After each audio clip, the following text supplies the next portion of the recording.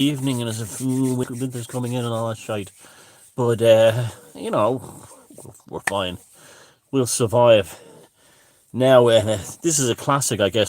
I haven't done like a pure kind of like Roaring Chronicles for a few weeks maybe, and I was just watching a few things I want to talk about. I was just watching a man, Dan Andrews, in Melbourne, and he said that if any person doesn't have one vaccine, one Needlecraft injection by October the 15th, they won't be allowed to work. And he was using bizarre statements on the stage, like, I'm not here to talk about freedom. And now he kept screaming about getting the Needlecraft numbers up. But the thing is, he was boasting about an 80% thing not too long ago. Now, was he lying then? Are we seeing that these numbers are nowhere near what they're claiming them to be? Certainly, I know lots of people in Ireland who are not Needlecraft, and the government is here claiming it's 90%. Now, I guess it comes from what kind of like family, or so if I worked in a regular job, maybe I wouldn't feel this way. Everyone would be Needlecraft. But he's finished the thing by saying, we'll wreck you in order to open only that. Human rights don't matter, and really, it's incredible to watch him. He's the classic example of an insane that is completely on his bureaucratic given task. Like, his brain has no nuanced thinking. He's the classic example of civil services and bureaucratic institutions produce. As he made it towards premiere. Now, people have told me, and have comments on other videos on him, that people who grew up with him said he was the kind of person that you can't do that, I'm going to tell on you. And he now has this all his life.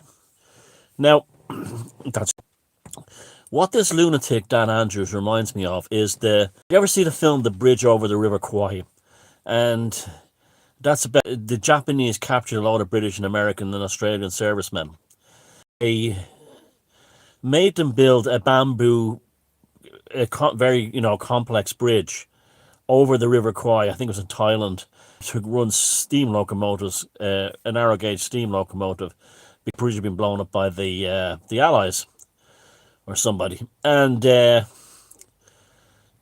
a true story, by the way. And in the film, I think Alec is the British officer who has been captured and his men, and it's totally against the Geneva Convention to make military prisoners work, but the Japanese didn't pay the Geneva Convention any mind. So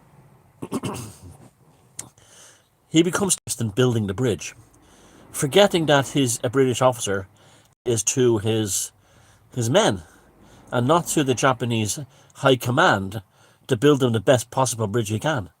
And he becomes so psychotic that when American Marines, I don't know how true this part is, but in the film anyway, Marines try to blow the bridge up by putting detonators on wires along the bridge. And there's a remarkable scene where Alec Guinness sees the wire water or something and starts following it back and finds to charge. If he was not like this one-minded bureaucrat like Dan Andrews, he would have said, fuck it, and let the American bridge up.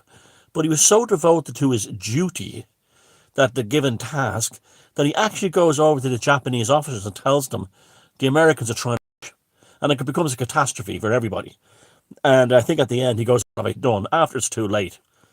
But that's what Dan Andrews is, a blind fanatic. He's COVIDians and people have elevated the COVID thing into a religion. He's absolutely the Ayatollah of the branch COVIDians. He is out of control. He is a nut job, incredibly toxic. And I feel awful and terrible and really sad for the people that live down in Melbourne. You really have a monster running you. And the worst kind of, he's not evil. He's fanatical. And a fanatic is far more dangerous than someone who's evil. Because someone who's evil will actually say, okay, this is making me look bad, and they will stop. He is a blind-sided fanatic. And his language is staggering. Don't like freedom. I haven't got time for that. This is astounding. This is a Western country. And amazing. But anyway, in other matters, Facebook went down last night. Very interesting, very interesting. I know why it went down. It was pulled, and this is interesting if you haven't seen. The Israeli health ministry came on to and put an ad up saying that there's absolutely no side effects from the third Needlecraft, and it's been a wonderful success. And within minutes, there were 22,000 posts by thousands and thousands of Israeli citizens were showing pictures of horrific side effects and talking about how many people they know have died from the Needlecraft. It was incredible, and it started getting translated into numerous languages. It was all in Hebrew, and then people started to get this thread and translate it into English because it's through Facebook Translate. And within no time of this thread by the Israel had been translated into numerous languages all over the world. Thousands and thousands of Israelis in Israel comparing the Ministry of Health in Israel to Joseph Mengele and things like that. The stories were horrific. Pregnant mother milk, their milk turning blue. Loads of seizures, loads of blood clots, people dying 2 or 3 days afterwards, and the coroner put the thing, cause of death unknown. The usual shite. The thing is slaughtering people in their thousands, in their tens of thousands all over the world now. And the cat got out of the bag last night on Facebook, and even the normies were sharing this thing. And they shut it down for that reason. I don't believe it was for anything else. It was incredible. Now, if you can find this thing, it's been saved on Google Archive or some archive sites, translated into English and other languages. The comments are astounding. And they could not be more visceral in their hatred and their opposition to the health ministry.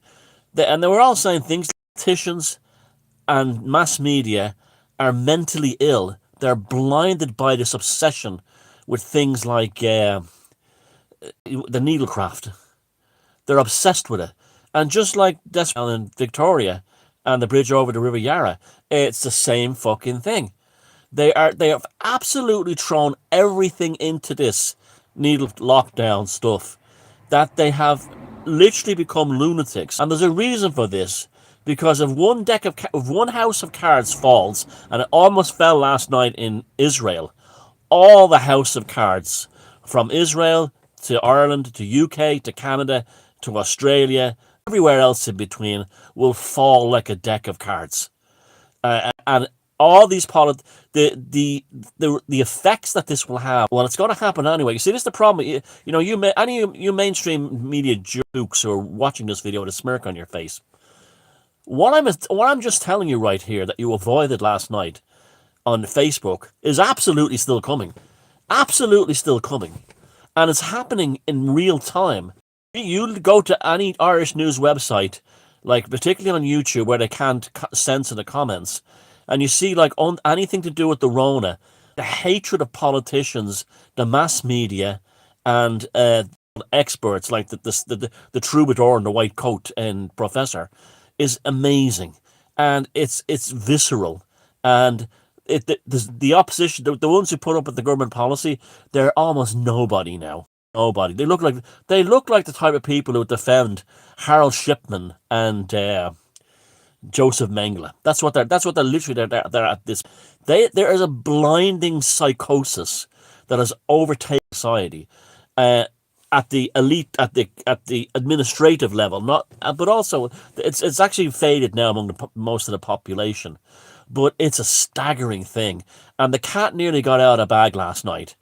They shut down. That's why they created this elaborate ruse of not letting people in the building and stuff like that. That was shut down last night because we came this close to putting the whole thing down. Now, anyone who saw the video the other day of Joe Biden getting the Needlecraft, have to be nuts to think that was a real event. Even if Needlecraft is safe and he's a wonderful man and he really took the Needlecraft, there's no way in hell a US president would allow us on camera. Now think about this one. when you had, remember that nurse out about a year ago, must be a year ago now, the American nurse who appeared on camera saying, "Oh, now I can go back to helping the people," and she went, "Oh, dead." She's vanished off the face of the earth. She was the first high profile. Now that could easily have happened to Sleepy Joe in the White House on live TV. So there's no way in hell that he got the Needlecraft, and it certainly wasn't that piece of. If you think that was a real Needlecraft, COVID Needlecraft being injected into Sleepy Joe in the White House, you're a fucking moron. You're a fucking moron. Even if you support the whole thing, you're a fucking idiot. There's no way they would take the risk of doing, even if it was a flu shot. You don't do that. You would never do that on live TV. Administration is tumbling into psychosis as we speak. The Chinese have made unbelievable incursions into, the Chinese, have made unbelievable military and jet fights into Taiwanese airspace. Provocative acts of war. Sleepy Joe doing?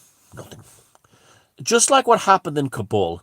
What happened in Kabul, I think the profundity of it really hit me the other day, and I think it should hit the rest. The United States was defeated and ended. Any other US president, especially Trump or bad, would have forced a deal before they would have flooded the airport in Kabul with more military than fucking, more military than Planters has, pointing at the Taliban and then say, we're going to make a deal. Instead, the Biden administration basically ships out a couple of thousand spooks, Taliban spooks, other stragglers, pats themselves on the back, and then issues a press release. We hope that people who are YGQB, whatever the fucking thing is, LBYG, whatever the fucking, you know what I mean, are safe with the Taliban. And that was it. That was, and the whole world looked at that in amazement, that the Biden administration did nothing, and then patted themselves on the back for getting a few thousand Taliban spooks out. And now that's why the Chinese are deliberately taunting the Taiwanese now. It's really quite insane what's going on. They're going for broke now, and it's just unbelievable. Unbelievable what's going on. I feel bad for what Americans are having to deal with this guy. Your empire fell. That Kabul was the day the empire fell. It was. That was Waterloo. That was your Waterloo moment. That was. It was shocking to watch. And like France and Germany and Israel and South Africa have had major editorials in their papers. What the hell has happened to the United States? Followed up by the Biden administration is more interested in wokeness than it is in actually protecting America or defending America or keeping America world power. So that's another thing. The news has been very interesting. It's been a very interesting. So the other day I said any Irish publican or restaurateur who says I'm still demanding the Needlecraft even after October 22nd, where we're allegedly being told it's coming to an end. That happened. Some guy down in Newcastle, Western County, made a big pontification on Twitter today, saying all you fuckers who are not Needlecraft can stay the fuck out of my pub, even after October 22nd. They're really, clarity, folks. What did I say? Clarity, the greatest vacation ever. I know I say unbelievable a lot, but it's really astounding stuff that's going on now. But, it's again, the Matrix is collapsing. It's falling apart. It's falling to pieces. Now, finally, the darkest part of this video, and I want you to listen to this. Those of us who are organics, purebloods, I know that term terrifies George, what's his name, at the Guardian, because he thinks it means Nazi or something. Those of us who are pure blood organics, who have not accepted the transubstantiation of the COVID Needlecraft into our cells, we have organs, flesh, blood, bone marrow that is going to become extremely valuable in the months and years as the wealthy start falling apart alongside the poor ones. And they're going to want clean blood, clean organs, clean, clean bone marrow. And they're going to be looking and seeing us as a bounty and prey. That's what they're going to be looking at. So we have to be very, very careful. They're going to see us as prey because we will have clean, organic organs, blood, flesh, eyeballs, you name it, the lot, pubic hair, whatever the fuck they want of us. And the transplant industry will be charging a premium for our meat, to put it into these types. I think the best thing we can do to our organics is to, if you have an organ donor card, get yourself taken off the organ donor list. Don't take your flesh. They don't deserve it. Let them take the flesh behind the Needlecraft. They don't deserve it, because what will happen is if we all end up on the donor system, they will be specifically seeking us out as bounty. Now that sounds horrid and dark, but that's what we'll be dealing with, as fucking bounty. And you gotta be real careful now about even giving blood. They're gonna ask you, or they're gonna know, but to take Needlecrafted, and they're gonna charge an extra premium to blood transfusion services for your blood. You won't get any of it. You won't get any. You get an extra biscuit with your tea when you're giving the stuff. It's a scam. This whole thing of organ and blood donating, you give that away, right? But the doctors charge for it, which I'm okay with. Everyone paid along the entire donor line, except those of us who actually, we don't get paid at all. Like that would be a way of people who that give their body away when they die for donors should have that value placed on each one of those organs to pay off their debts so their kids don't get them. The whole system is geared towards, we give it away for free, and then the medical industry charges for it. And we are going to be like, the filet mignon of organs and blood, as this catastrophe, as this bureaucratic zombie apocalypse was more and more apparent with each day. They don't deserve flesh. They don't deserve your blood. But they'll come for it. They will try. They'll do everything except pay you for it. What they will do is they will arrest you. They'll do anything they can to try and get it. They will look for prisoners who haven't been Needlecraft, and they'll strip them. We will be like brought into a chop shop. When I go, I'm going to ask to be cremated. They're not going to get a fucking piece of dust off me, and that off me. And I'm going to have a pagan immolation. My ashes going up, gases going up into the stratosphere. I don't want that. I don't want them rape in order to patch up their impotence. I don't want my fucking ears going to like fucking someone like Dan Andrews, who can have nice normal ears. Have lovely ears. See Dan? Oh, you never had these ears. Anyway, fuck him. See you. Love you all.